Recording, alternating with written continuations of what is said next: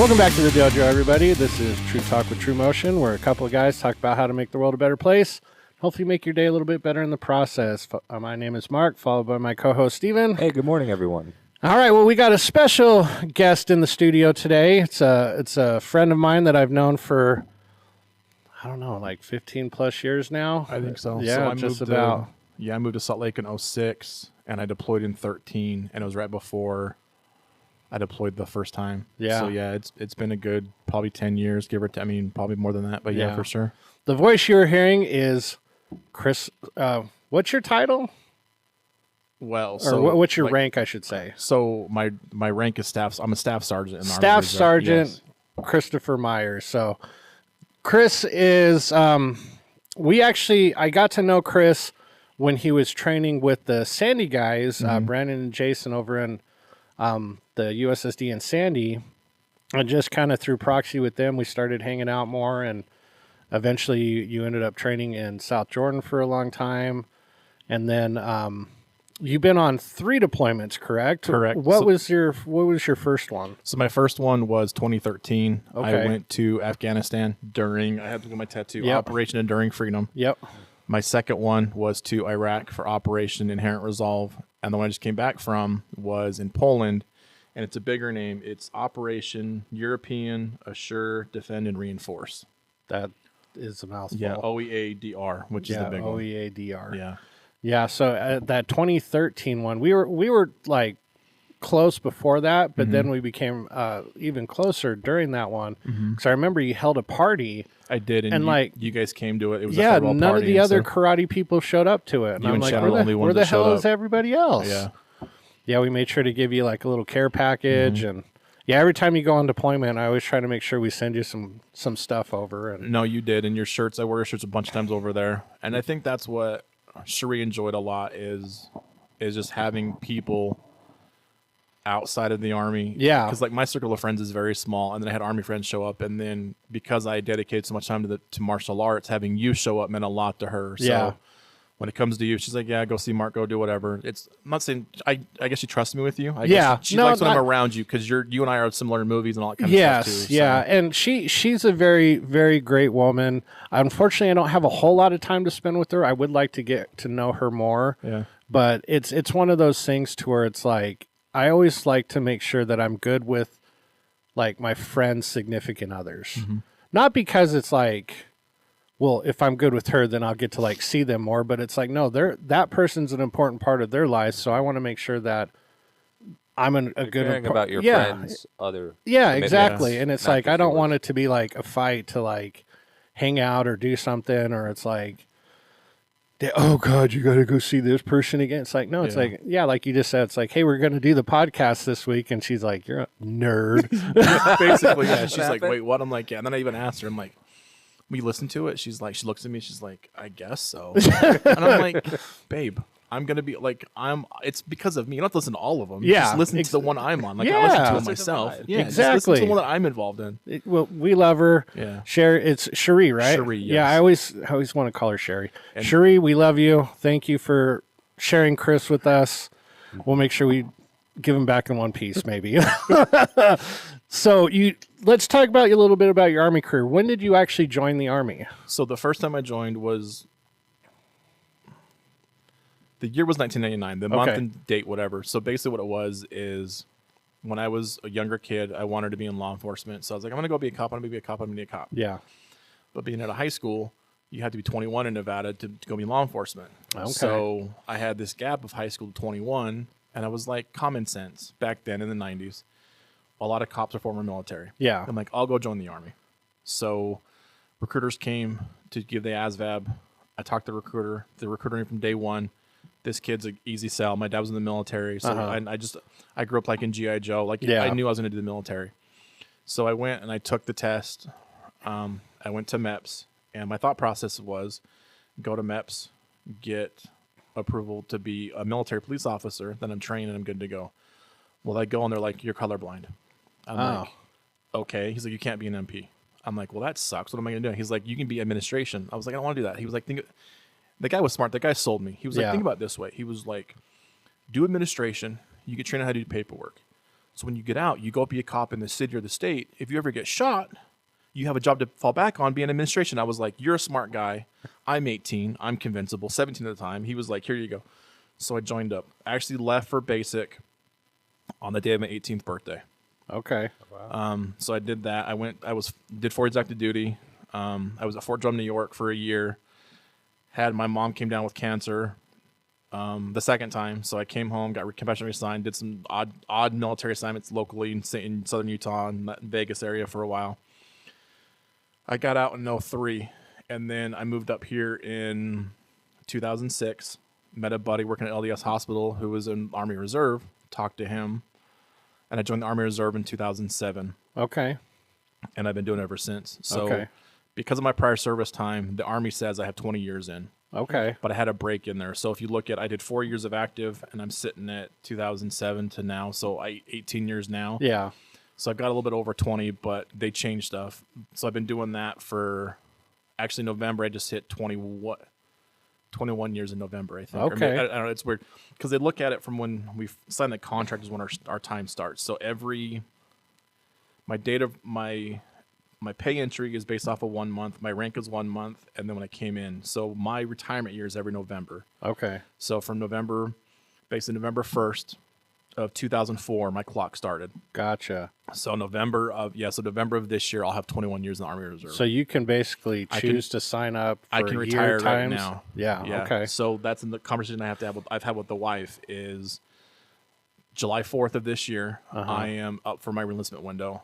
And when I do it, because I have over X amount of years in the rank I'm I'm an indefinite contract, which basically means I'm literally giving the Army the rest of my life until I either turn 60 or I just say I'm fully done and I want to retire. But I can retire now if I wanted to. The downside is I can't collect a retirement paycheck until I'm in my 60s. So it's like, why would I retire now and make the money when I could push it out for 20 more years, 18 more years, whatever, and have a little bit of a bigger check when I retire. Yeah. So. Okay. So that's like if you can't even start collecting until you're 60, like, it's like might as well just stay in it. Yeah. So, well, interesting when you said colorblind. That was our joke of the week last week. I don't know if you heard. What was the joke? It said, I got told I was colorblind, and the news hit me right out of the purple. So that's pretty good. Yeah. So when you're like colorblind, it's like, oh, don't laugh too hard. Well, and that's the thing, right? It's like when people hear the word colorblind, they assume like I can't see colors. That's not the case. No. I can see blue, reds, whites. So what the military does is for the color test, they put 3 lights. It's like a red light, a green light, and something else, and they put it away from you, and they ask you, okay, what light is lit up, what light is up, and so to me the colors would blend in. Mm-hmm. So for the second test, they give you like those 3D images you can look at, but it's colored different dots or whatever, and they would say, okay, there's a number in here. Can you see the number out of the colors? Yeah. And I failed those. So the joke was when I came into the reserves, half my unit was colorblind, so it ended up being like we did like the colorblind crew kind of a thing or whatever. But, there you go. Yeah. So colorblindness determines jobs you can do, whatever. So I mean, I got a cool job. I was a 88 November movement control specialist. My other MOS is 42 Alpha Human Resources, but now I emphasize on postal. My last appointment was just postal operations. Nice. So what did you do the first 4 years you were active? So I was back then. It was called a 701 Lima administrative specialist. Okay. My first duty assignment, I was at Fort Drum, New York. I was basically a secretary for the battalion leadership. My desk was outside their office. I made them coffee. Like this is back in the 90s. So I answered phones for them. I did their schedule. I introduced people to them. I reviewed packets, gave them the packets, whatever. I did that for a year. And then when my mom got sick, I got assigned to a recruiting company in Vegas, became their clerk, their admin guy. Yeah. And then they basically let me do what I wanted for a while because my mom got sick and my dad got sick. So at one point, I was working for the recruiting command. They're like, you're here, but we don't really need you. You're a young kid. Just check in, do what you got to do, whatever. So I basically would go and do things as needed, but then spend time with my family as stuff was going on or whatever. So that's the first thing I did in the military. Nice. Yeah. All right. And then so like I know where you went on your first deployment, but you went to the Enduring Freedom, so that was Afghanistan. It was correct? it was the big war in Afghanistan. Yeah. During that time frame. Okay. Where was your second deployment also in Afghanistan? It was in Iraq. Iraq. Yeah. Okay. That's right. So we call it CENTCOM, Central Command. It's basically most of the stuff in the Middle East outside of Europe. Well, the war on terrorism was all done in CENTCOM. All the Kuwait, all the Middle Eastern countries, all that kind of stuff is CENTCOM. So I was Iraq and Afghanistan were at the same time, but I was in Afghanistan while the Iraq stuff was happening. And then my second deployment went to Iraq. Yeah, and you did a couple of like patrol duties, correct? Yeah. So in Afghanistan, it was a weird setup. So we're movement control. Basically, we tell the truck drivers where to go, how to get there. We also like manifesting for stuff. We just movement control. We just anything that moves, we help observe it, control it, take care of it, whatever. Well, when we were in Afghanistan, we were in a small little fob that was it's called RC North. It was the region of Afghanistan that was Regional Command North. And it was basically, we were there, we pulled guard tower, and then we were an escort detail where when this one officer would go to the pier and count containers, we were his security detail. Okay. We did that. Well, there's another unit that was there doing that. They're like, we don't need two of you guys there. So they realigned us to a different place.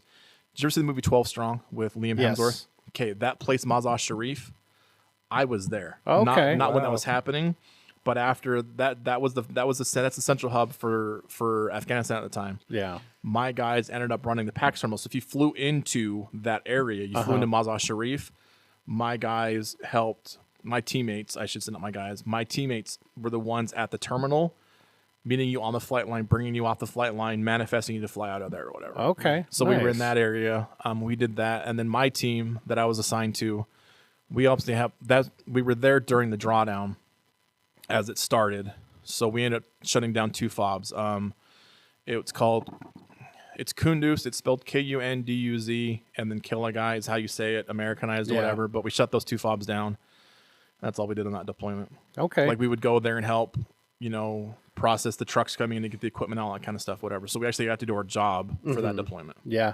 No, I remember when you came back, I remember asking you, and your answer like surprised me because it was something I had never thought of. I was like, hey man, so like how's it feel being back, off of deployment, being from Afghanistan and all that stuff.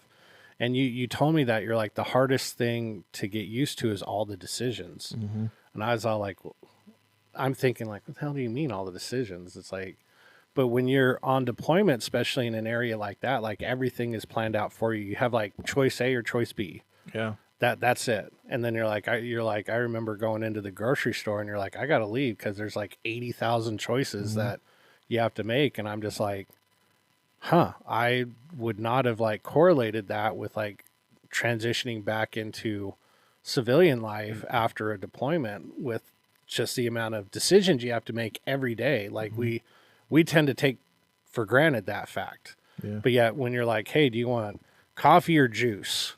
It's like, it's a very easy, like you don't have to think about decisions. You can just think about what you have to do. You just think about your job. And I was like, a lot of your trips and like everything is coordinated. It's like everything is planned ahead of time. Yes. So from the minute we're notified up until the training prior to that, our training exercises before. So part of the process is the unit's notified. Basically, you're out. Hey, you're deploying in the next year. You have to do X, Y, and Z. So we have annual trainings planned around that in the States. Then we go to, at that time I was going to Fort Hood, which is now called Fort Cavazos. We were going there for our training to prep up, and it's training, like it's all coordinated, it's all managed for you.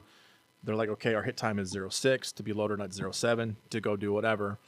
You get over in the theater, same thing. And like Mark was saying, it's just like you literally get up, you go do your job, you go to your room, and the hardest decisions I had to make at that time was what movie do I want to watch from the local bazaar, or what DVDs do I want to watch, what book do I want to read, what game do I want to play on my gaming systems, whatever. Yeah. But honestly, even in Poland, where it's a little bit more Americanized, it was the same thing. Like, yes, we had a little bit more freedom to go into the area because it wasn't a hostile environment or whatever, but it's the repetitiveness. Yeah. Like you go to the DFAC, like you and I were talking before the show started, it's the same every Tuesday was Taco Tuesday. Yeah. So the decisions turned into, do I want the shredded beef or do I want the ground beef? Yeah. But it's the same stuff. Yeah. And even going like even going into the town, it was the same stores you could go visit compared to here in the U.S.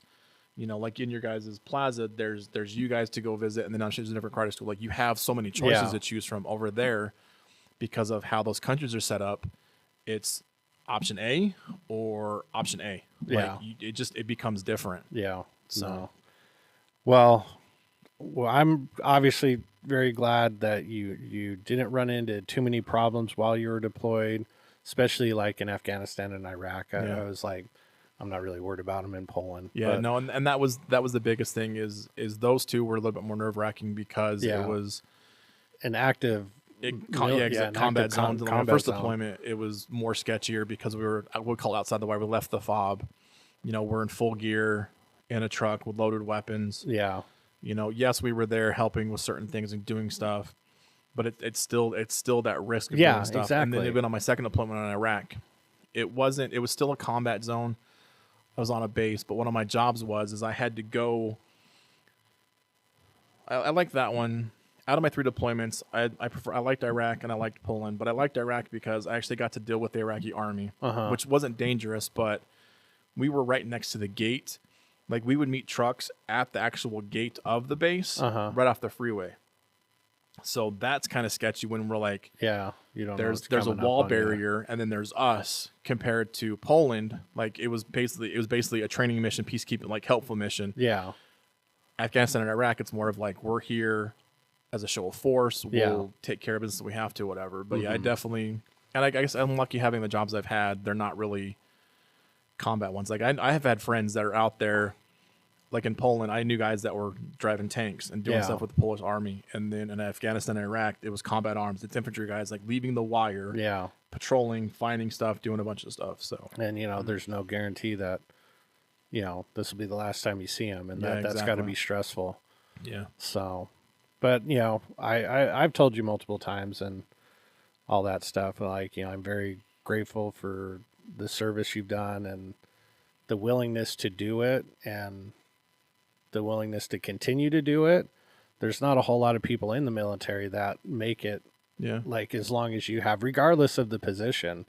So like, you know, I know for me and obviously all the people listening, like, you know, we truly appreciate everything that you've done and continue to do I appreciate that for the country. And that's one of the things that I think a lot of us tend to forget about, especially here in the States, that we have all these rights and freedoms and liberties because of the people that have served. You know, if we didn't have those brave men and women like putting their lives on the line, like there's no telling what would have happened. You know? And it might be common knowledge, but 1% of the nation is what joins the military, the armed forces. So you have to look at that too, right? And that's the reason why we have the tests we take. Because they don't want just. I'm not like. It's not a jab at other jobs, but it's just like it's different.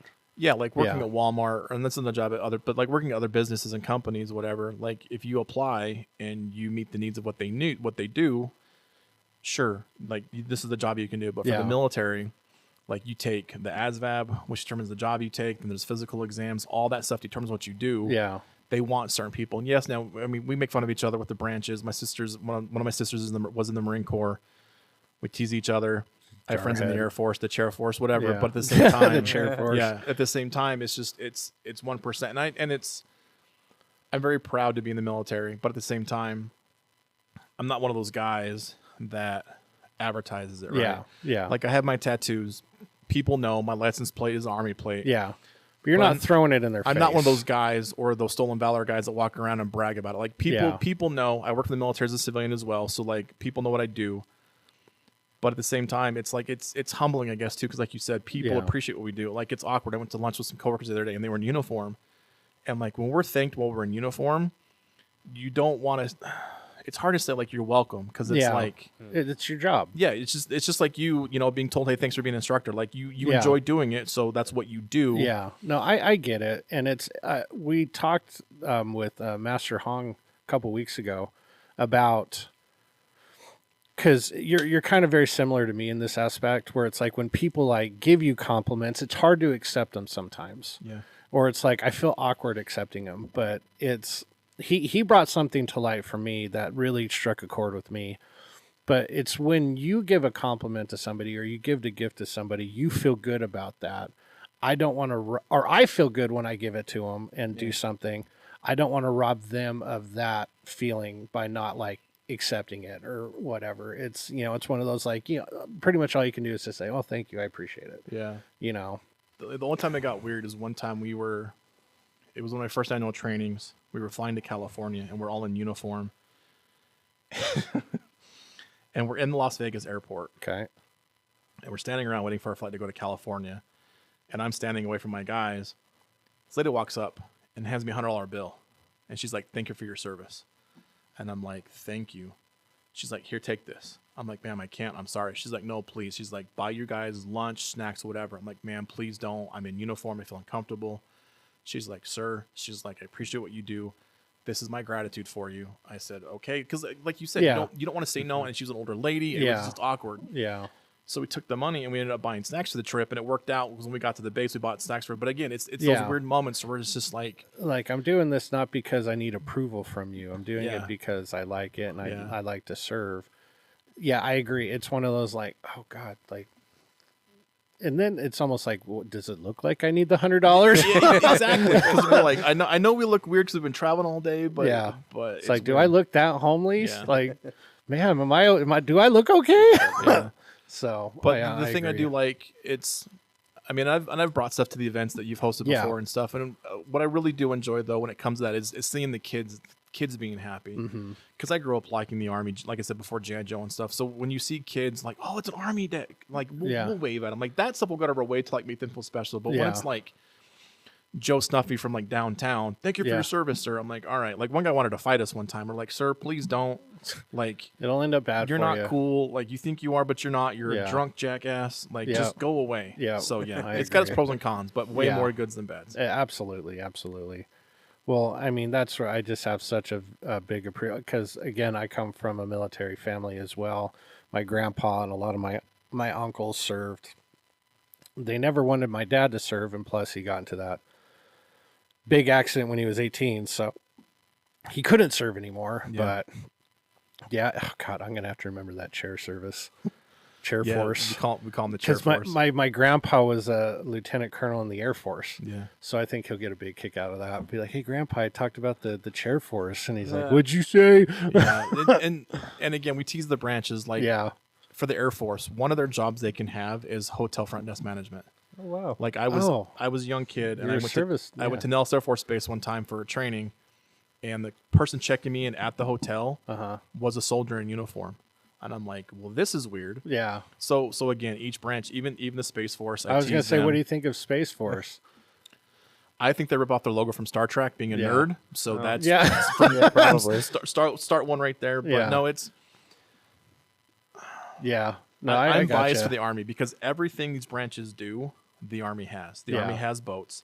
We have planes. Yeah. We have infantry guys, which are the Marines. Yeah. We have satellite people, which is Space Force. So it's like, do we really need these branches? Personally, me jabbing at them, we don't, but I get it. Yeah. Like they do more stuff than we do on certain aspects and vice versa. Yeah. No, I get it. I like to tease all the branches, but at the same time, I have much respect for all the branches as well. So, but before we move on, you went to a big trip a few weeks ago. Yes, I did. You went to Disney World. Yes, we did. With the kids. Yes. And the family. Yeah, that for sure a campaign. I was going to say, what did you think of Disney World? So it is by far, in our opinion, better than Disneyland. Yeah. Oh, wow.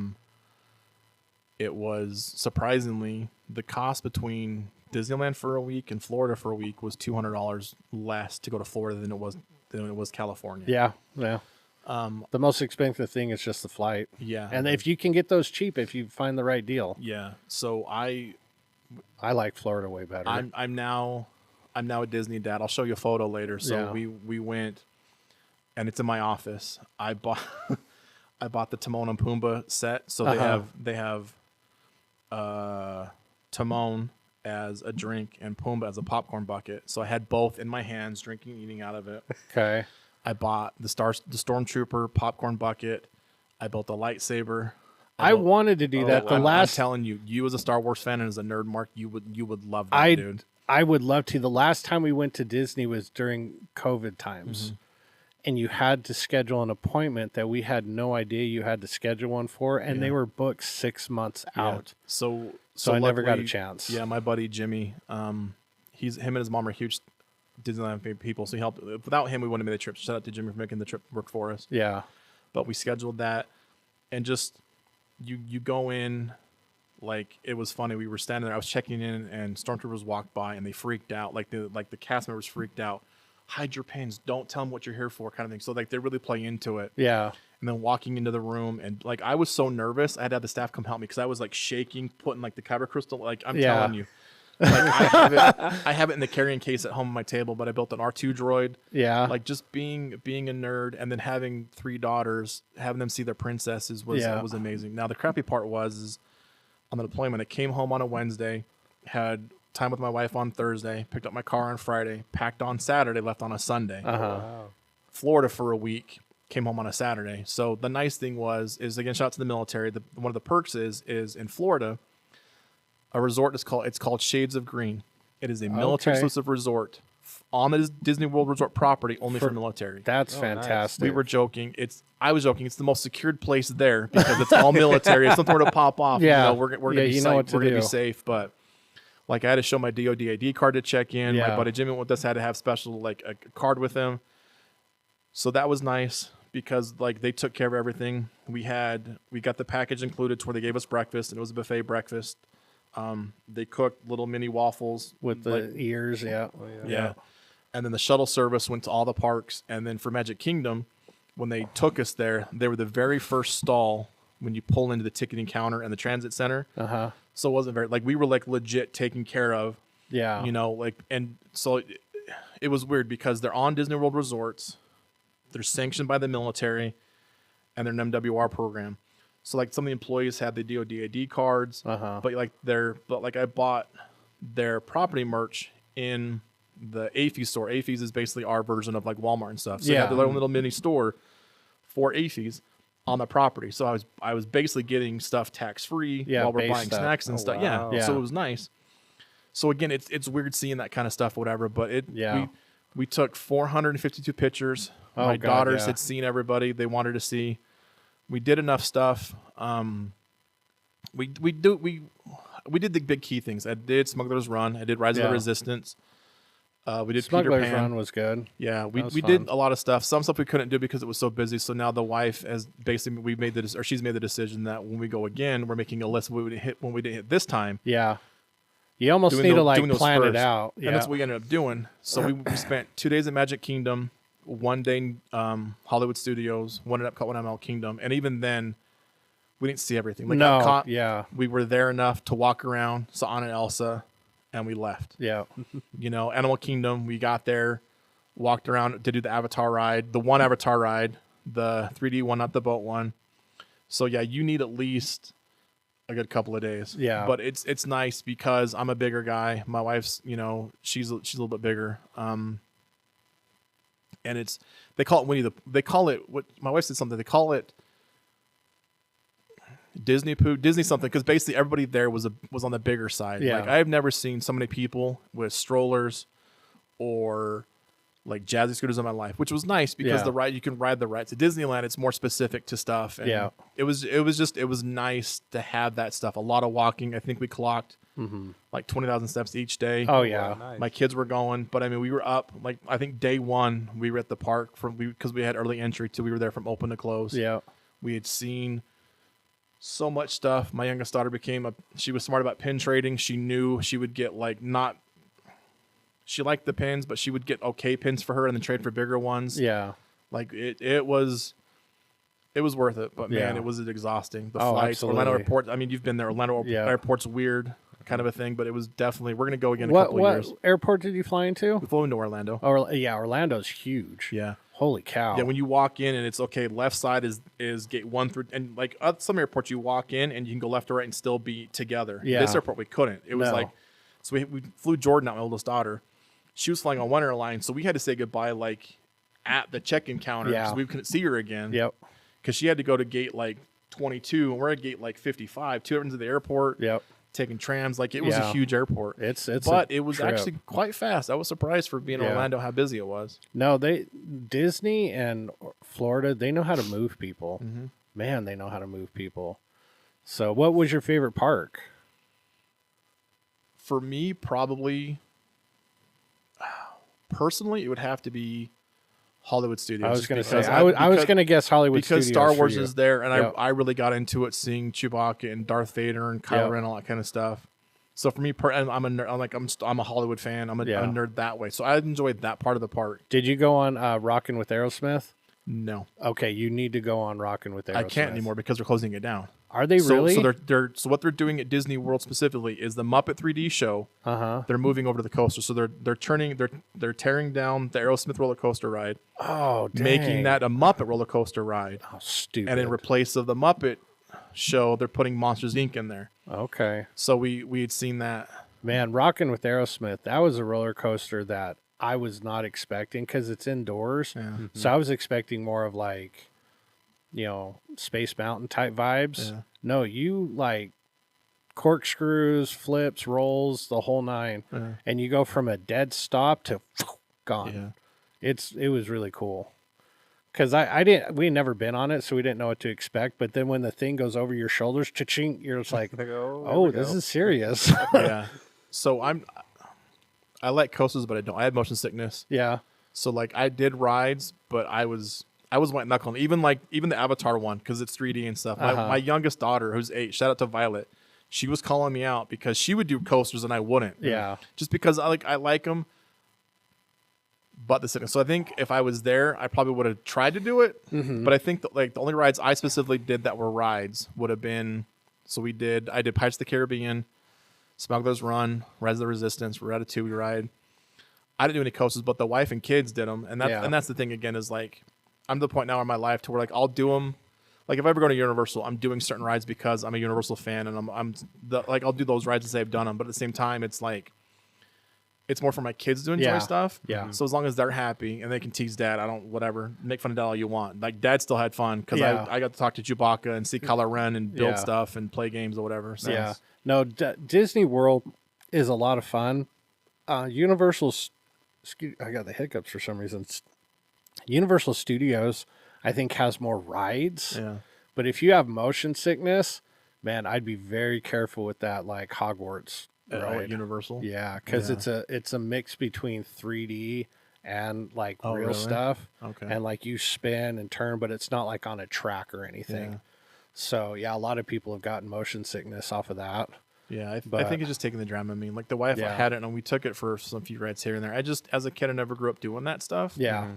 Which is nice. Like we're teaching my kids now to do these things, so they learn from my mistakes or what I didn't get to do. So yeah, no, I know you're a Harry Potter fan, and your family is. You will have a blast at Universal Studios. Yeah, I think the intent is the next couple of years go to Universal, try that out, and then go back to Disney World. But yeah, we're definitely It's funny that talking about this, we're kind of going what you and Shannon started doing now. So going forward, we're instead of presents for stuff, we're doing events, we're doing venues, we're doing stuff. Yeah. Even when I came home, I got my wife and kids tickets to Fraggle Rock. I'm taking one daughter to go see Hosier. I'm taking my other kid to go see Ninja Kids. It's just because those are more memorable and like you're building memories. Yeah, being gone for 7 months made me and even when I was deployed, making memories there. Like I'm a hoarder. I've realized I have so much crap that I've gotten over the years from present. Like some stuff I keep because it's memorabilia and I'm a pop culture nerd, like my Funkos and stuff. But on the flip side, my kids are never going to forget Disney World. Nope. But they're going to forget the present I gave them 2 years ago from Christmas. Exactly. So no, that's definitely something that we're yeah aspiring to now, is to start doing Universal Hollywood, Universal Florida, you know, all that stuff, just random events, random places or whatever. Yeah. No, absolutely. I think you guys are going to have a lot of fun with that. But we do have to move on with our show, so let's move on to our Liam's Facts. All right, this week's Liam's Fact, well, I should say last week's Liam's Facts question. Guess this one? Yeah, we did have their stupid username, and I'm going to tell them that when I see them. Candy Koala 3194 guessed the trivia question correct, so shout out to them. The question is, what is the only bird that can fly backwards? Yeah, and the answer is a hummingbird. A hummingbird is the only Really? bird that can fly backwards. Wow. So, Fascinating. yeah. So good job, stupid candy koala name. So I'll tease you when I see you. Okay, this week's question is, what does the car company BMW stand for in English? So again, I was trying to create an acronym that it's BMW or something like not using air blinker or something. yeah, no, it's there's an actual name for it. Being from Utah, I always knew BMWs as big Mormon wagons, but no, it is not that apparently. So if you know what BMW stands for, make sure you leave it in the comments down below. Email us at trutalktuesdays@gmail.com. That's right. Yep. Show the email some love. Yep, exactly. All right, moving on from a word from our sponsor. Ninjas in the house. You check it, Dojo Vibes, got something to share. TRUMOTION merch shop, got that ninja flair. Shirts and hoodies, slick like Bruce Lee. Karate thread sharp like a kick to the knee. Custom names and colors like a lightsaber's glow. You're the Jedi, watch how your style gon' flow. Scan that code, jump in, it's time to score. With gear so fresh, you'll be wanting more. TRUMOTION merch where the fit's on point. Dressing up clean like $1 billion joint. TRUMOTION, safe stacks like Bruce. Get your swag right, man, no excuse. From the mat to the street, stepping like Jan. Gear so fly like your own stunt man. Personalize it like your own Stark Tech. Karate gear tight like a chop to the neck. You name your colors like a comic book villain. Step in the light while you're laid back chillin'. Scan the code, it's your time to rise. With your motion gear, you'll take the prize. Your motion merch where the fit's on point. Dressing up clean like $1 billion joint. TRUMOTION, safe stacks like Bruce. Get your swag right, man, no excuse. Yeah, TRUMOTION's the wave, call it the new rave. Get your gear, step up, no time to behave. Scan that code, the deal's too sweet. Karate swag's here, time to bring the heat.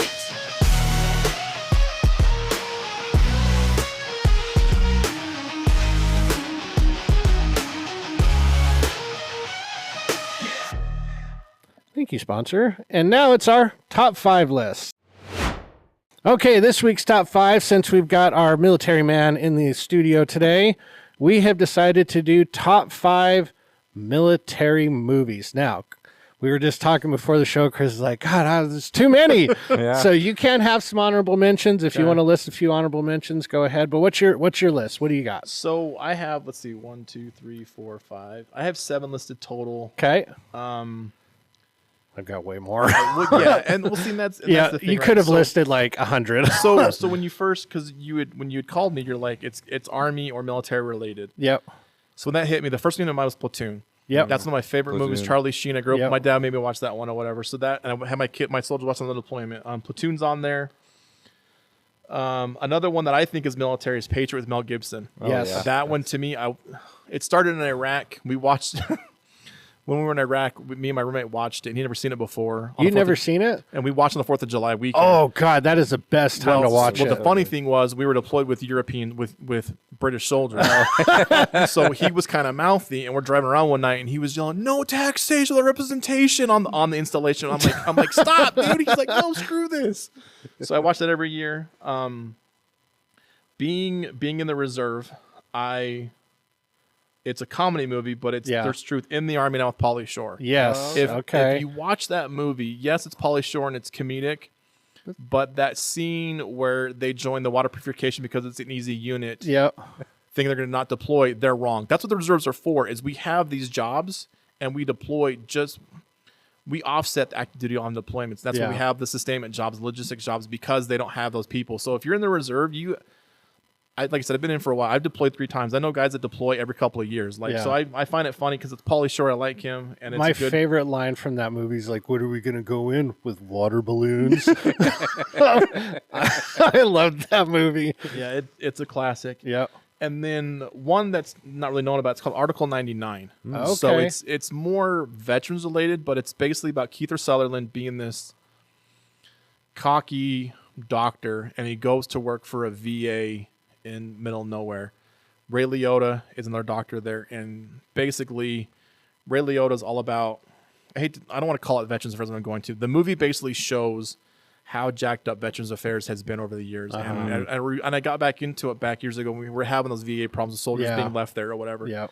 It's a great movie. It just shows again, it's military related because it's veterans, but it's a good dramatic movie. Yeah. Another one I really enjoy is Born on the 4th of July. Tom Cruise. Tom Cruise. It's based off of a real guy who was all about the military, wanted to be a Marine, joins the Marine Corps, gets blown up in Vietnam, comes home, realizes how things have changed. He becomes an advocate for stuff. It's a really good movie. And then my two, I don't know, I consider it a movie, Band of Brothers. I watched that. The series, It's a great miniseries. It's a movie, yes and no. I think it's phenomenal. Yeah. And then my main honorable mentions, Apocalypse Now. That movie, it's a good movie. It's a long movie because I watched the director's edition. Yeah. But there's so many good quotes from it just to see how stuff is or whatever. But like you were saying, Mark, the list could have been bigger. Oh yeah. If it I had more been time, way longer. When you called me, I was making lists in my head, and I keep thinking. I mean, there's You'll hear some from us, and you'll be like, "Oh God, I forgot that one," or like, "Oh God, that one." like I wanted to say Aliens. Like, is it a war movie? Yes, because it's humans versus aliens. Like, it's one of my favorite movies. Exactly. So, like, well, it deals with the Marine Corps. Yeah, so like you could find stuff. Yeah. Black Hawk Down. It's a good movie.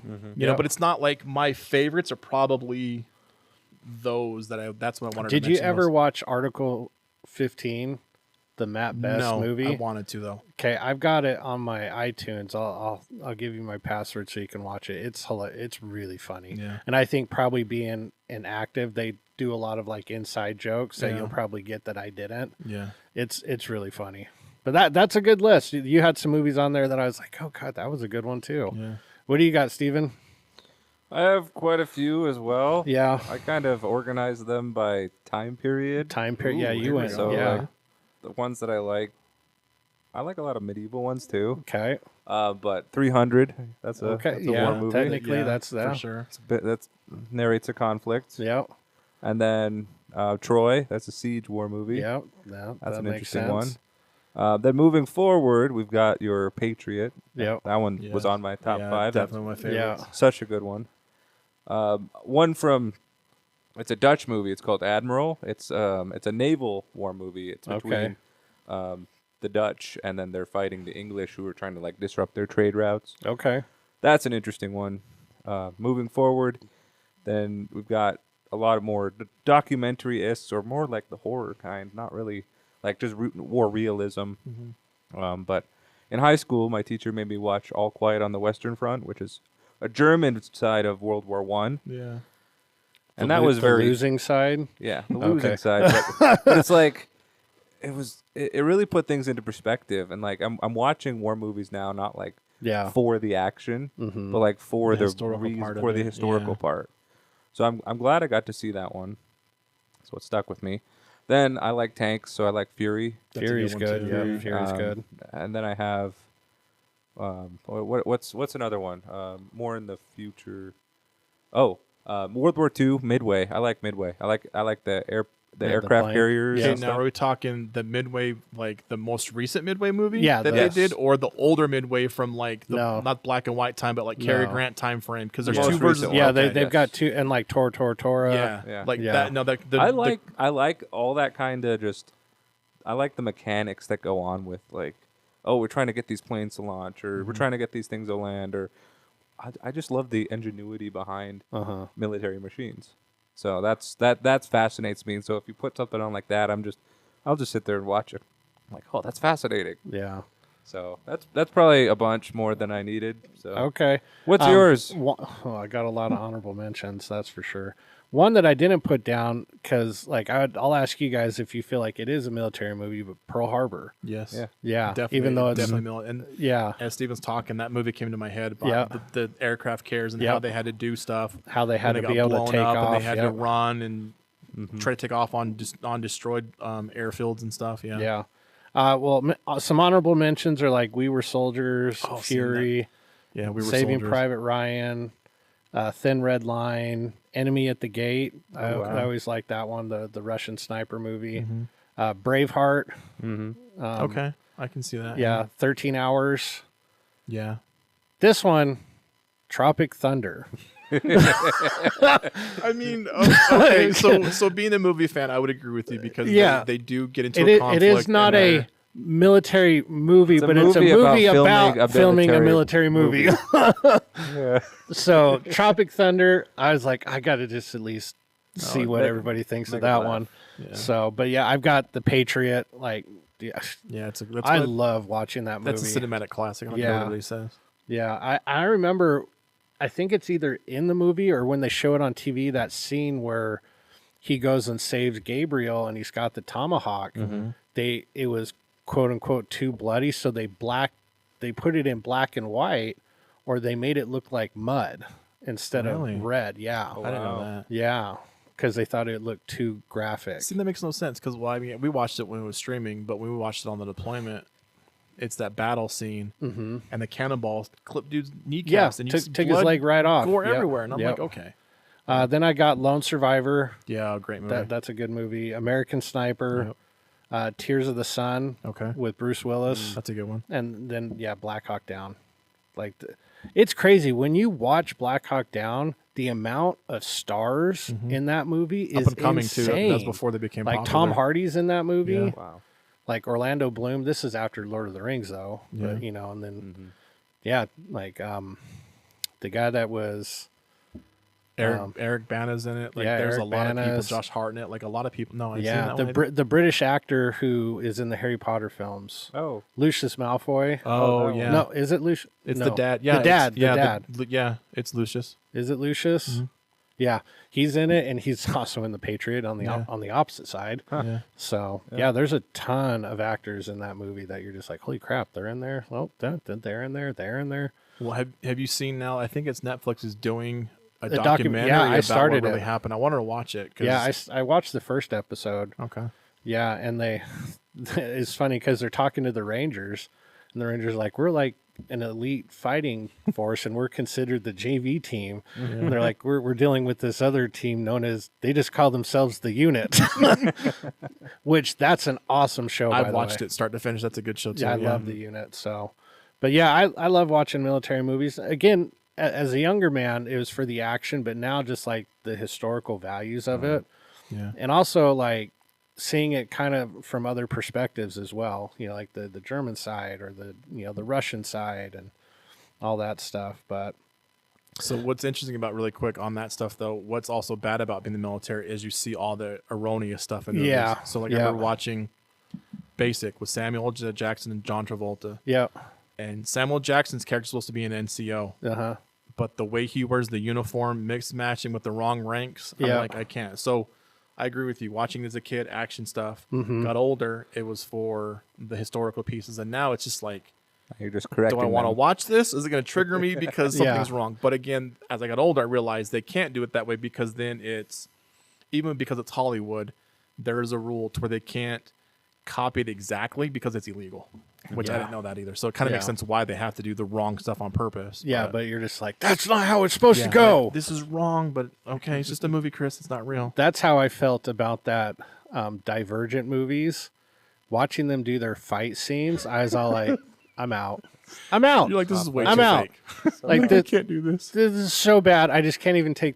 And again, it's a sci-fi movie, so it's Yeah. like obviously it's all fictional. Yeah. I mean, because clearly it's a movie, but it's like this is so bad that I can't believe anything else you're saying. So, but all right, moving on to our Ask a Sensei. All right, this week we got a good handful of questions, mostly just kind of fun and all that good nice. stuff. So, Good first question is, what TV show would you want to be in, and which one would you not want to be in? So, there's a TV show, could be old or new. What show would you want to be in, and what show would you not want to be in? Make the guest go first. So when you first asked that, speaking of martial arts, thought Cobra Kai instantly. Yeah. I Okay. finished that. I thought it was phenomenal. Nice. I think it's a cool storyline. Yeah.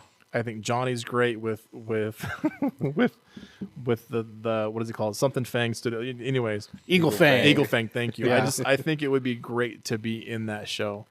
As far as not being a show, are we talking about scripted or anything? Anything. I would have to say reality shows. Yeah. I think watching those train wrecks happen and having your life like that would bug me. Yeah. Scripted shows, it's okay because you know it's fake. But having a camera walk now, depending on what it is, like I was watching The World's Toughest, where it's celebrities going through like SF training and stuff. Shows like that, I wouldn't mind because I'd get a taste of it and like I understand it. But like Keeping Up with the Kardashians or like Love Is Blind, stuff like that. Like even to be a friend of a person on that show, I'd be very hesitant and be like, you can show me, but blur my face, just because it's so blur my face. Yeah, like it's such a trend. But again, I watch it and I watch them because they're interesting. But it's like, do I want cameras to follow me? Yeah, and have people think that's my persona. So those are probably my two things for sure. What about you, Steven? Nice. I have to go with like an action TV show. Okay. Like Strike Back or Reacher, or maybe even like a historical action like Black Sails or something. Yeah. That would be a lot of fun. I think it would be a lot of fun. I'd have to agree with you about not being on a reality show, specifically not like what that's pointing out like somebody with disabilities, like Little People Big World or something like that. I feel like that's just, I don't know, it's just kind of cringy for me. It's funny because Shanna loves those shows. I know it's fun to point at. And that's the thing, though, right? You're protected behind the glass. But then you look at people that came to the show. Like there's the one now where she was on TikTok. She has Tourette's, and like that one, like I like that because she embraces who it is. Yeah. Or like My Big Fat Fabulous Life. Like I like Whitney and stuff because she embraces who it is. So like when it's wholesome like that, I get where you're coming from on that piece of it. It would be kind of awkward and uncomfortable. I agree. You should embrace who you are. Yeah. But you shouldn't, I don't know, privatize off of it, or like let people film you doing things and be like, oh, this person's struggling to cook an egg. But it's really not that big of a deal because it happens all the time. It happens all the time. It's morning and it's breakfast. Yeah, like what do you expect they're gonna do? They have to like go at 9 to a line. Yeah, woke up. Yeah, like come on now. So I don't know. It's a double-edged thing, and I know people's lives can improve off of it. Yeah. But at the same time, maybe it's just me not wanting to be like the person watching, and I just assume everyone's like me and doesn't want to do what I don't want to do. Yeah.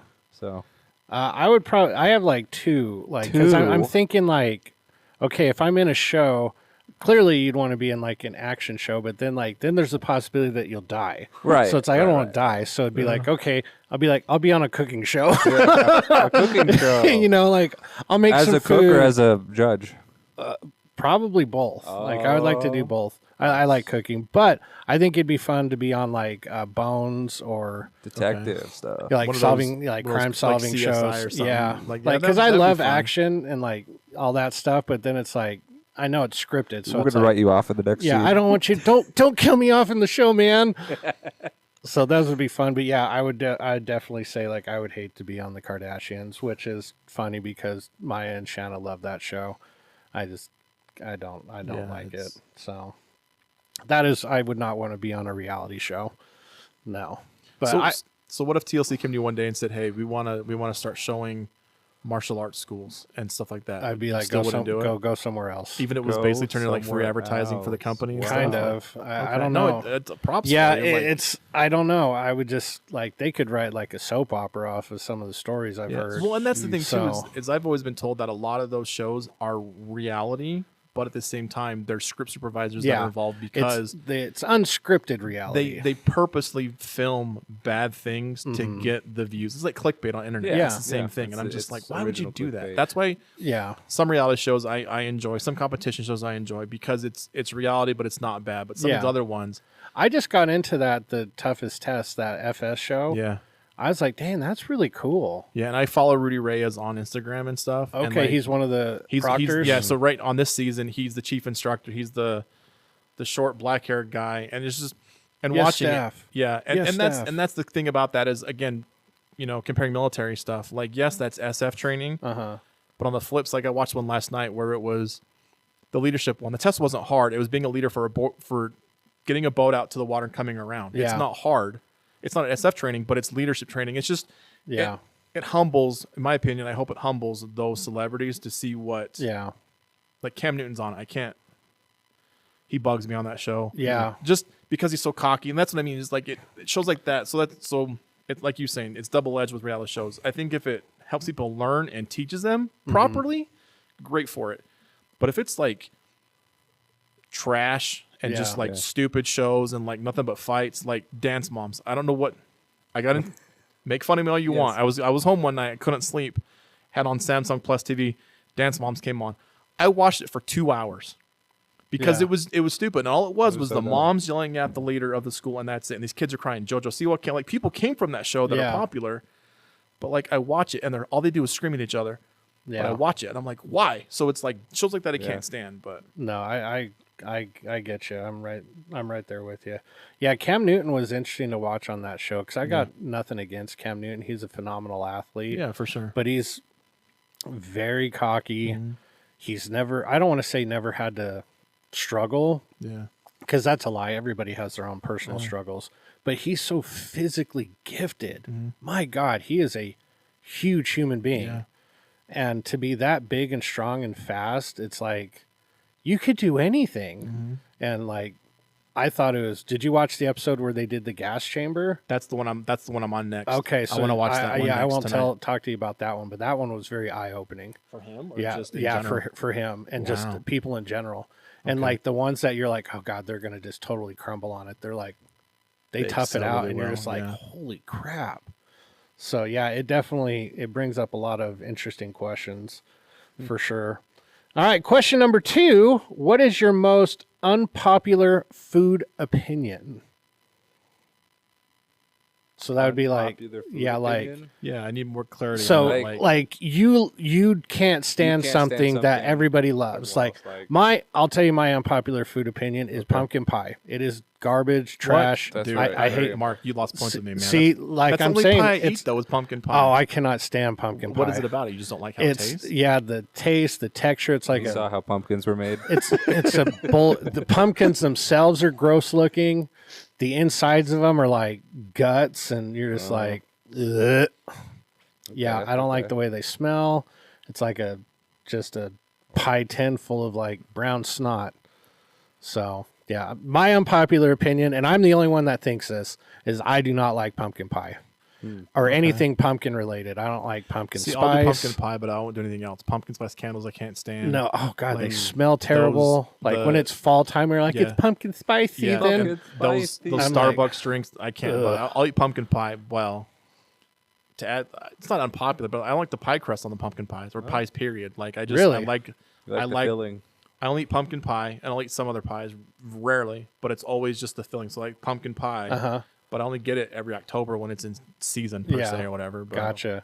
So you're not a pie crust fan. No, So but like that's- if you eat a chicken pot pie. I don't even eat chicken pot pies. I think they taste nasty. I don't like them. I just Interesting. don't. Okay. Yeah, So- but it's not my unpopular opinion. I'm trying Yeah. to think. What's That- I need time to think. What's yours, Steven? Oh, see, he's Yeah, I gotta. Yeah, I so gotta- deferring. mine's interesting because I've run into people that just don't like things that I like, and I like tomatoes. I like tomatoes on almost everything, yeah, I don't. and I that's only like and sauce. everybody I talk to does not like tomatoes. I like sauce. Maybe it's because they're I don't know. I like nightshades, like kind of that kind of family tomatoes, eggplants. You can cook Yeah. them up real nice. You can eat them raw. Don't eat eggplants raw though. That's kind of gross. Yeah, those are weird. But yeah, that's my unpopular food thing. Yeah, I love tomato-based sauces and like ketchup and barbecue sauce and all that stuff with tomatoes in it. But I don't like raw See? tomatoes and That's crazy. yeah, like see, I won't have tomatoes on my sandwich. My wife, and my kids can eat them like apples with salt and pepper, and I Yeah. used to as a kid. Like I love tomatoes. Like I like tomato-based stuff. Just Yeah. tomatoes, period. See, Yeah. I don't think I have an unpopular. I don't know. I guess when it comes to mind, I like Hawaiian. I think pineapple belongs on pizza. I like Oh! I like Hawaiian Fighting pizzas. words. Yeah. Like I like that. But as far as like an opinion, I don't know. I guess it just depends on the conversation. Like at my house, like my family's huge on Coke. I was a big Pepsi fan until little deployment. Now I'm a big Coke fan. So it just Yeah. depends. The question I do have though is why do you bake cookies but cook bacon? That's what I was wanting No to know. way. Yeah. Or So if money's very not philosophical. made from come from trees, and why do banks have branches? yeah, Oh, exactly. very. Yeah. We're So, getting too but- philosophical. yeah, I don't know. I just don't really have. I'm a big guy. I like food. Now I don't like certain types of food, but as far as like an unpopular opinion, I don't. I guess it just depends on. Like cheesecake, I think is.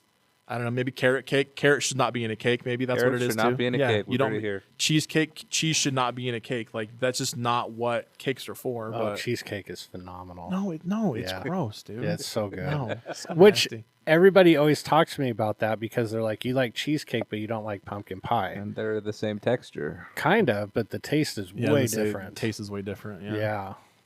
Exactly. Yeah. Well, it's technically cheese, but it's cream cheese. That's the only cheese that's But in again, it. cream cheese is more of like, it's an ingredient to add to stuff like bagels and stuff. I don't know. Again, it's just, we could have an entire podcast about food stuff alone, in my opinion. Yeah. But it's Well, I will one day. There was a recipe that I saw where you smoke cream cheese, and it is so good. have you tried it? Yes. Really? Yeah, you sprinkle on whatever seasonings you want on the top. You kind of score it. Then you put it in the smoker for like 30 minutes. It doesn't melt. It just makes it soft, and it tastes freaking awesome. So do you chop it up and eat it? Like what? No, you just like spoon it off and put it on like So a my cracker. father-in-law is a huge smoker. So I'm gonna tell the wife, when you hear this, babe, we gotta smoke cream cheese at Dad's Yes. house next time and see what it is. Yes, it is really, really good. Wow, Yeah. I never would have thought that. Yeah, smoked cream cheese. Or if you're a pizza fan, which I know you like pizza, you take a Papa Murphy's pizza, the take and bakes, and you put it in the smoker. That would be fun. Yeah. I would do Nice. that for sure. So you Yeah. take like an all meats pizza and smoke it. Oh, God, it's so that would good. be good. Yeah, Yeah. my father-in-law. That's one thing that I request when I came home within the first couple of days. Is my father-in-law's like smoked. We do smoked meats for Thanksgiving. We do breast with basket weave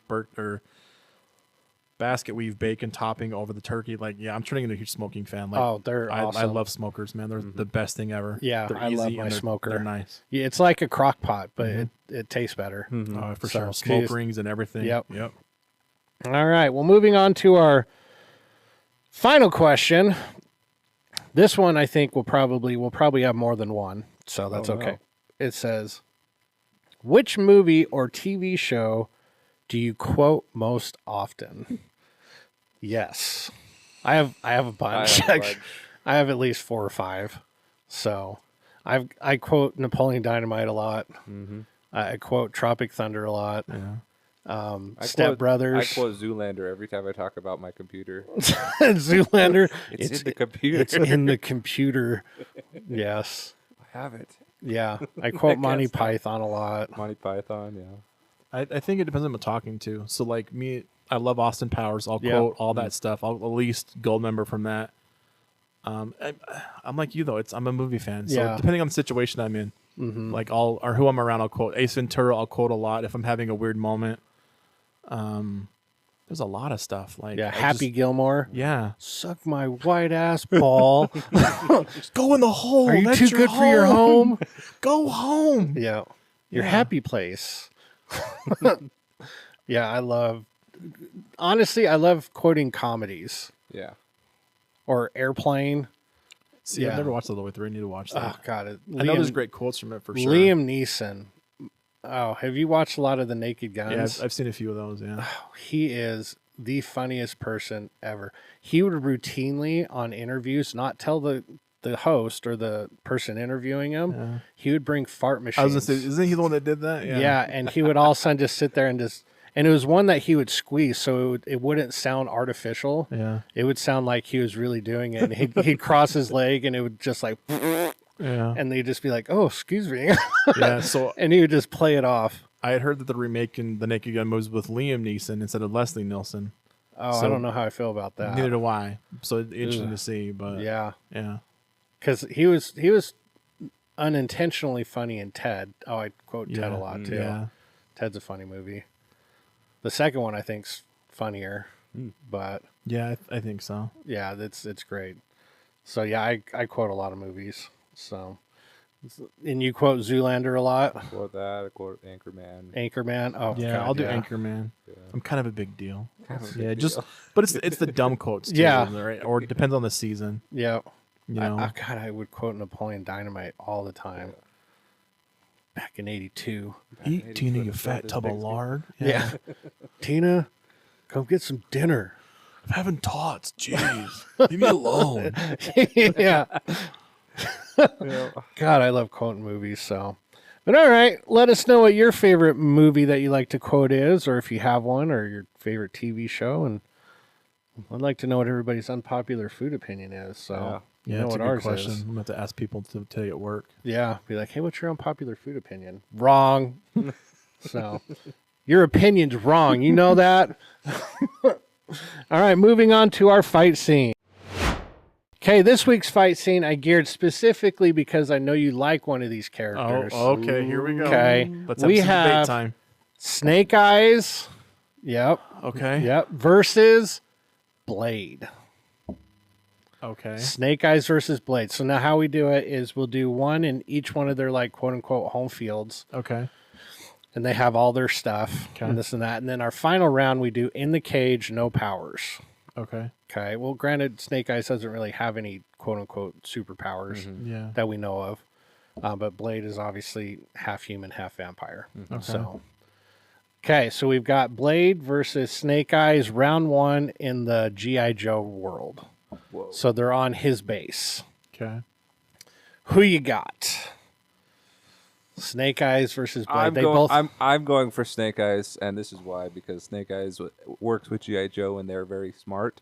So they will probably develop some sort of serum that all he has to do is like inject in Blade and get rid of his vampiric powers, and then take him out. He has a serum that takes away his thirst. Oh yeah, but he still has his strength. Yeah, it doesn't take away his powers. It's like his food he has to eat, so he doesn't freak out and go crazy. Yeah.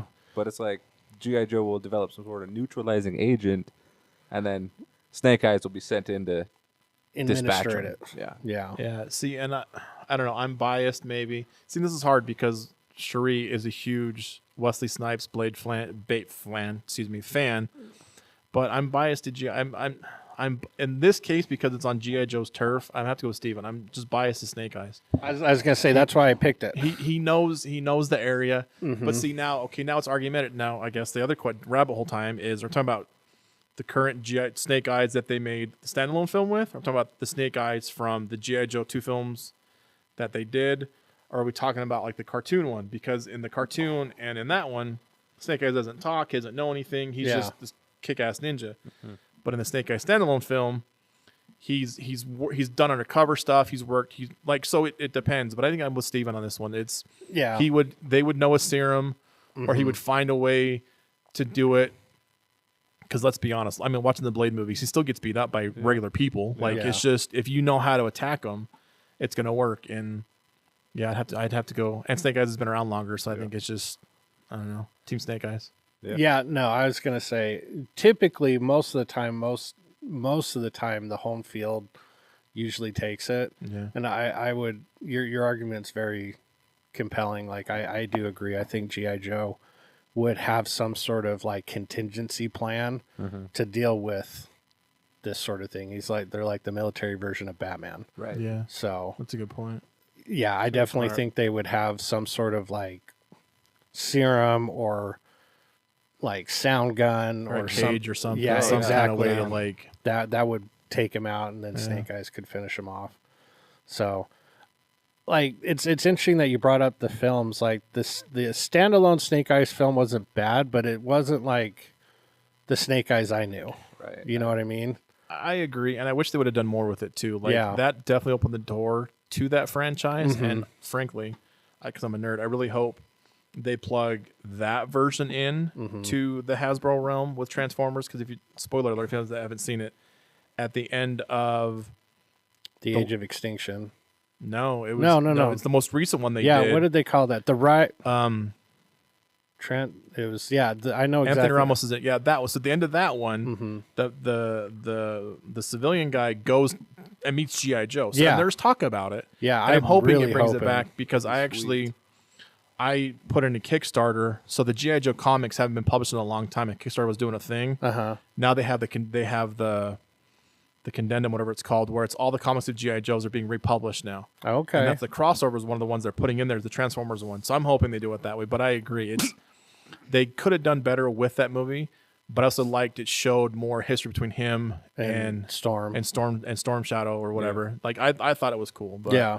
No, because if you went in with the expectations of like previous versions, you'd have been pissed. Yeah. But if you went in with like, hey, the character's cool and how did it become? Yeah, it was definitely modernized for the time, I think, which I enjoyed.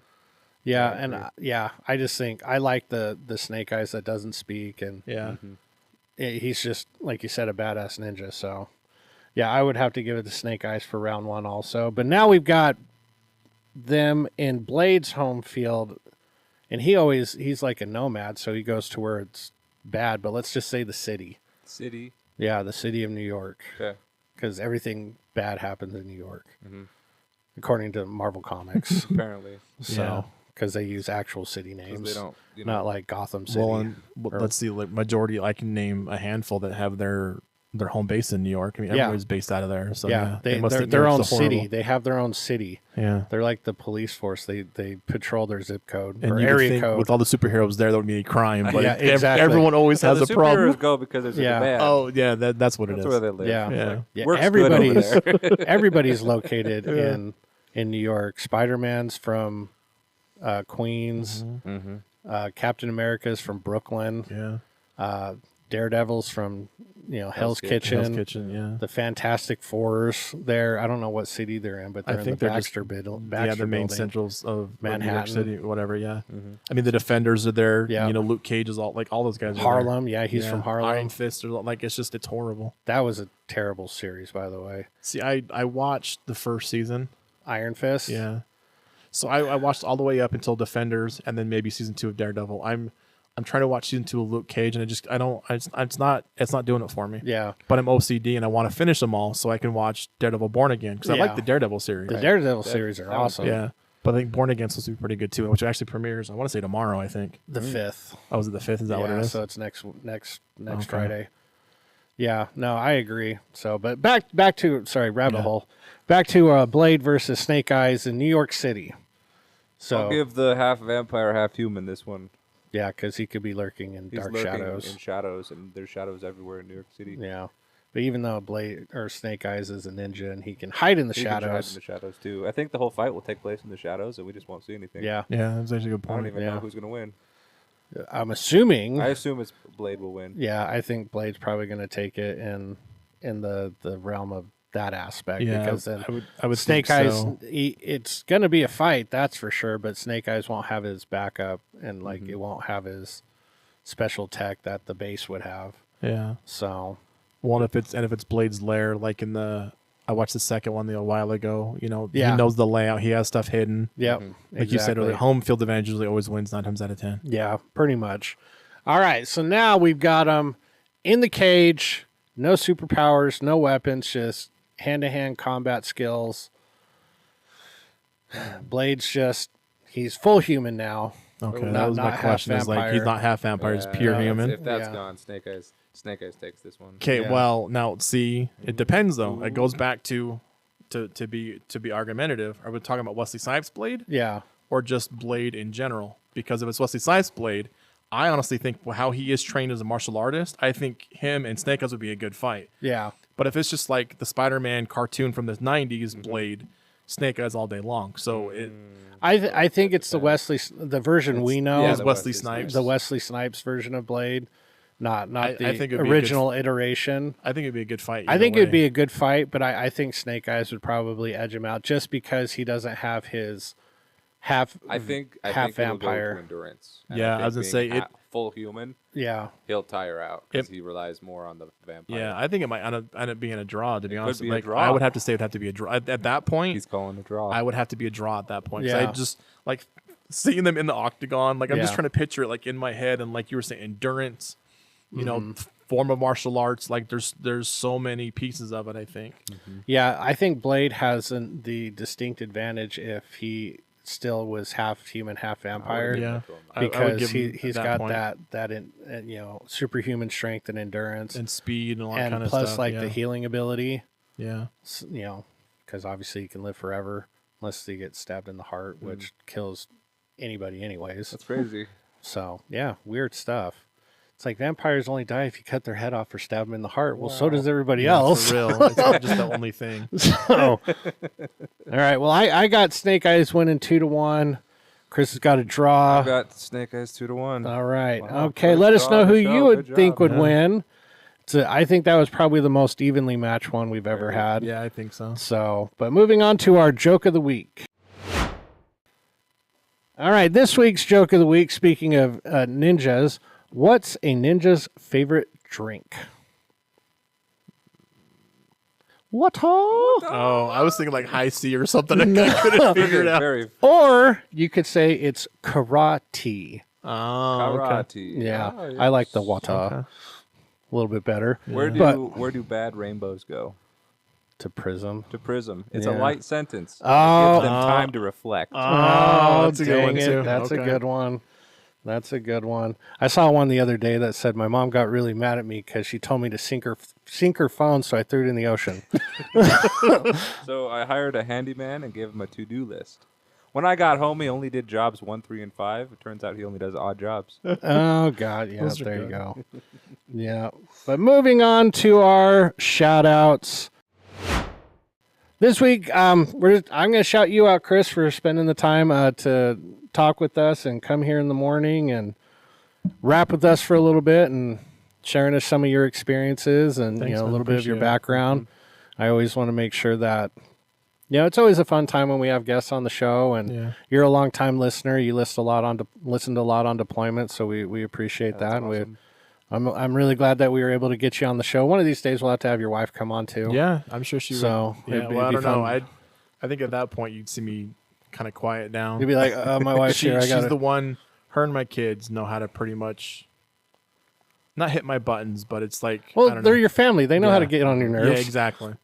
Because it's like they're with you all the time. They're like, we know this bothers Yeah. Dad, so it's they like, know, like they called me out. If my lips twitch a lot, they know I'm about to say something sarcastic. So now I have to like be careful. I can't look at them when I'm going to be sarcastic. now you're just covering your Yeah, mouth. my, Hell, oh I have no. to do this and just they're like, "What? Your lips twitch and say something." I dare you. Say Yeah, what? something. What? What are you gonna say? Yeah, because they know. Nothing. So Nothing. Yeah, exactly. I'm sorry. never mind.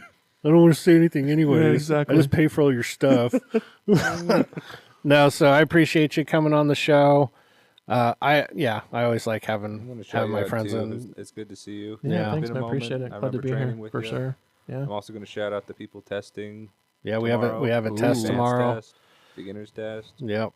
By the time this gets aired, hopefully all you They're not dead. tested and you're not Yeah. dead and you have your new belts. Exactly. And then, Exactly. Actually, I was looking at some of our statistics on the podcast. We have a handful of people listening overseas, like Oh, okay. Japan, Asia, Really? Europe. That's cool. Nice. Well, So, thank you, Good job. all you Thank you overseas for listening. Yeah, for non-U.S. patron people. Yeah, We love all parts of the world, that's right. but we also like to make fun of you too. So just because I know everybody love makes, you. we make fun. Everybody makes fun of us. I had this discussion with somebody else the other day. If you're doing something funny, nobody's off limits or everybody's off limits. It's like you can't pick and choose. Right. Yeah. It's like you make fun of everybody or you make fun of nobody. Yeah, That, like, Carlos that's- Mencia makes a good point of that all the time. Mm-hmm. Stuff like that. You can't. Yeah, you have to embrace it all or don't do it at all. Like Yeah. everyone's free game when it comes to jokes and having fun and Exactly. sarcasm, whatever. And they're jokes. Like, Yeah. relax. It's okay, people. We're here to have a good time. Yeah. So, but is there anybody you'd like to shout out? So it had to be two. Number one, Shuri, my wife. Yeah. I would not be where I'm at without her. I love her to death. I love the kids I've got because of her and just what we've been through together. So, babe, Mm-hmm. shout out to you. Love you. Hopefully, listen to the podcast and we can get you on the show. Yep. And the second one is probably, like you saw when I walked in. So today's Friday, and it's Red Fridays. Remember everyone deployed. So I think Yeah. today, because it's Friday, shout out to my brothers and sisters that are still deployed. I'm giving a lot of guff because I'm a reservist, and I'm not as who as active component still, but we're all one team, one fight. So Yeah. overseas, if you're listening to this and you're a soldier or whatever, shout out to you guys, my battle buddies that are still down range, the guys that replaced me at my post office, all that stuff. So fellow soldiers, airmen, Marine Corps, all that stuff. Shout out to you guys too. So And keep up the Navy. good work. Yep. Exactly. Thank you for the active and reservists and even retired military people. Yeah. Like we all love you and appreciate you. And if you know somebody that has served and they're struggling, give them a helping hand. And it doesn't necessarily have to be. Everybody always thinks when you say helping hand, you think financially. Yeah. No, like give them somebody to talk to or give them an outlet, or because there's that alarming statistic about service members and suicide. It was 22 a day. I don't know what it is now, but it's Yeah. definitely up there. And that we should never get to that point. Now, obviously people battle their own demons and all that stuff, and I understand that, but you don't have to battle it alone.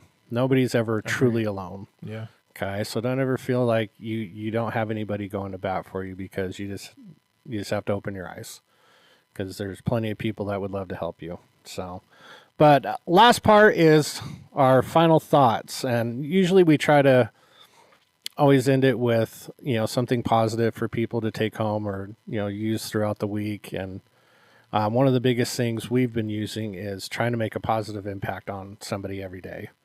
So is there anything in particular that you've kind of heard throughout your deployments or your stations where it's like, yeah, that's a good thing to kind of take throughout everything that you do every day?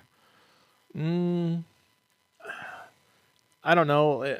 One of the things we have a lot is overcome and adapt. I mean, it gets used a lot, but every obstacle you have has a solution. Yeah. If it's thrown in your face, figure out a way to solve it.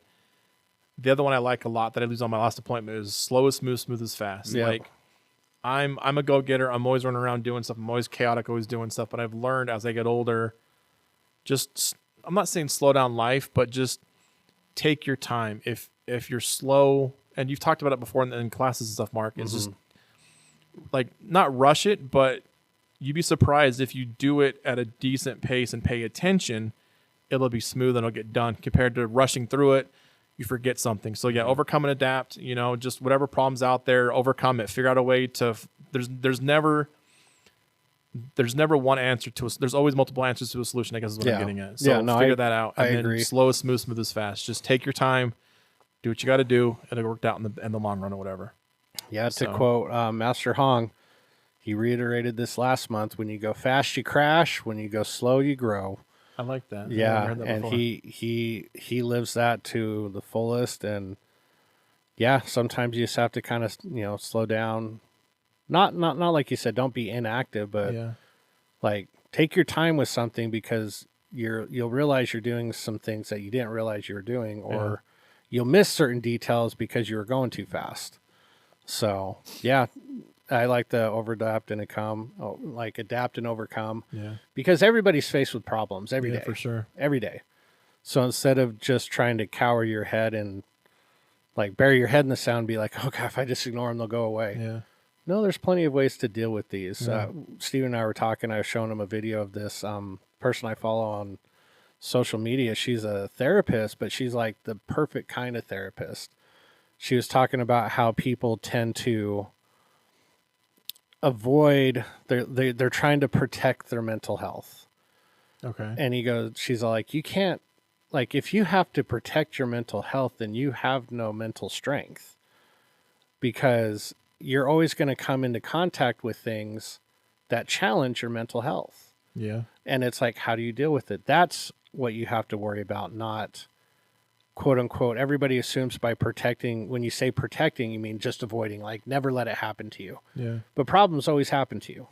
Okay. We're always confronted with problems. And that statement's not meant to like downgrade mental health. Like, I'm fully an advocate on like mental health and making sure everybody's taking care of themselves mentally and physically, but at the same time, don't let it become your identity.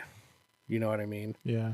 It's the same thing with like service people, and like you hear it from a lot of people that have dealt with some shit that we've never probably will ever have to deal with. Thank goodness. But they become identified with that trauma. Instead of saying I'm dealing with it, they say I am this.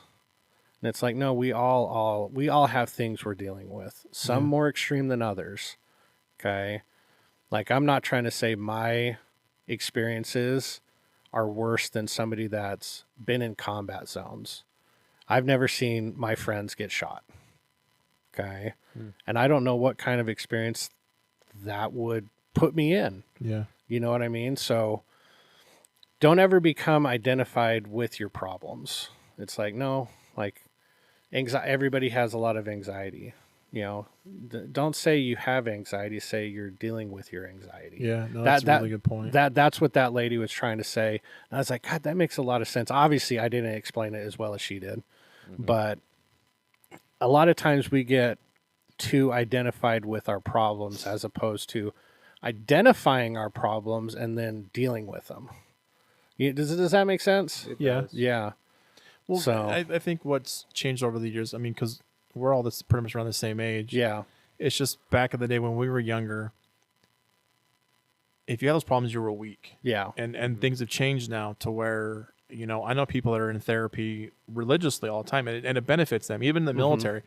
Something that I've grown with is, like you were saying, in embracing the problem, not saying you have it, saying you're dealing with it, or vice versa, whatever Yeah. it was.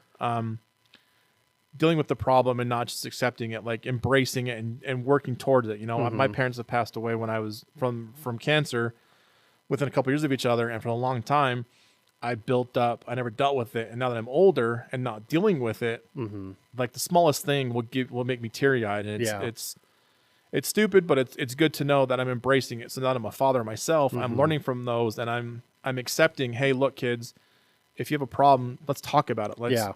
Don't hold stuff in, because it just makes it worse. It just bottles up and everything. And you're not weak if you need help. Like, Exactly. admitting you need help is A form of strength. exactly, Yeah, because it you know really you're is. not. That's showing you have a weakness. No one's perfect. I don't care who you are, no matter what you believe in. Nobody on this world is perfect. You may No. think you are, and like, I have my cocky moments. Don't get me wrong. I think everyone does, but at Yeah. the same time, it's just like, no one's perfect. Everyone's going to have an issue. Everyone deals with that same problem. Like, my anxiety can be different than yours. Like, I Exactly. get anxious, like I'm sure for the students, they get anxious having a belt test. Yep. I get anxious when it means going to a deployment or whatever, Yeah. right? Like, you deal with it different ways, but still deal with it is what you want to do.